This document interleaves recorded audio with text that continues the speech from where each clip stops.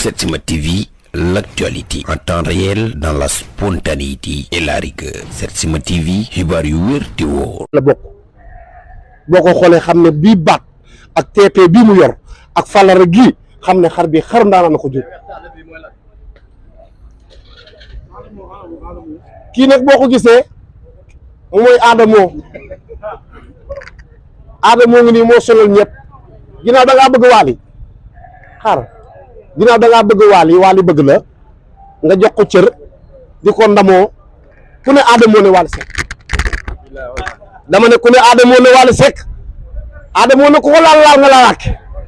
boo xoolee xar bi qualité am xam ne xar yaa ngi nii ci ndaanaan ci gétt gi gétt yi faramaaren gétt nee naa leen damaa bëgg ngeen daw ñëw na internet bi yëngu kii Fallou Ndiaye ko def li ne ci moom ba tey benn melo nee naa la kii xaru kilifa la xar bi daa baax ci kër day tax làmmiñ da lay moytu day tax wax ju ñaaw da lay moytu xar bi boo ko yeewee ci kër su yàggee nga bool ko jàkkeer ak mbaam kilifa ngay doon ma ne kilifa day yor mbaam ci kër fas wu weex ak xar mu weex déggoo ma de boo ca tegee barkelle nag matale nga wax ji kaay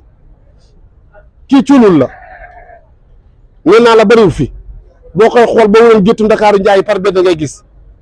xar bi ñoo bokk seen maam cuulul rek nee naa la xar bi boo xoolee cuulul nag li koy indi mixage bu wër la deret bu jege moo koy indi maanaam ñaari xar yoo xam ne ñoo bokk ndey wala ñoo bokk baay mooy indi lii kii cuulul la kooku noonu boo xoolee kii nag sama xarit ba ci jàmm gën laa ko tudde kii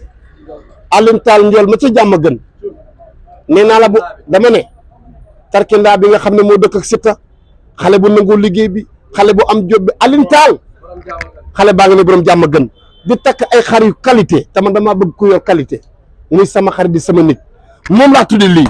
Alioune Tall doxal sigil gis nga Alioune Tall gis nga kaay fii ma woon la waa Mboro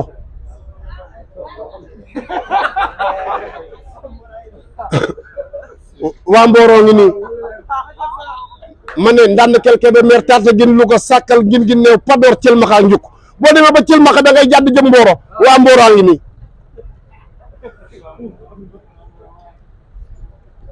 xar yi nag xam nga sa waay chaque année day def ay teranga Wally ku ne xam ne day maye lu ne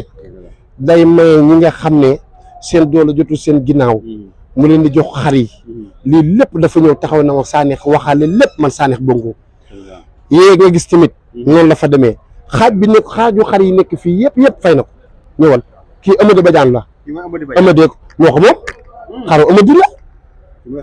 xaru Amady Badiane la Sakura Wally sama mag gi nga baax ne sama mag gi nga xam ne nee naa la ba Ndakaaru di Ndakaaru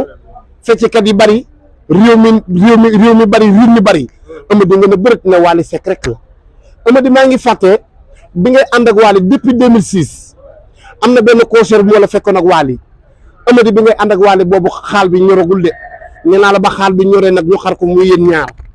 xar bii moo ko indi ci gétt faramaaren gétt kii xaru Amady la day dem nee na bële la ciy teg bële noir bana bële la ci bëgg a teg ponkal moomu taxaw jaafuñ bi kii Amady moo ko indil kii nag sama waa famille la famille Sanekh ñu ngi nii sama doom yi ñii waaw gis nga xar yaa ngi di jóg leen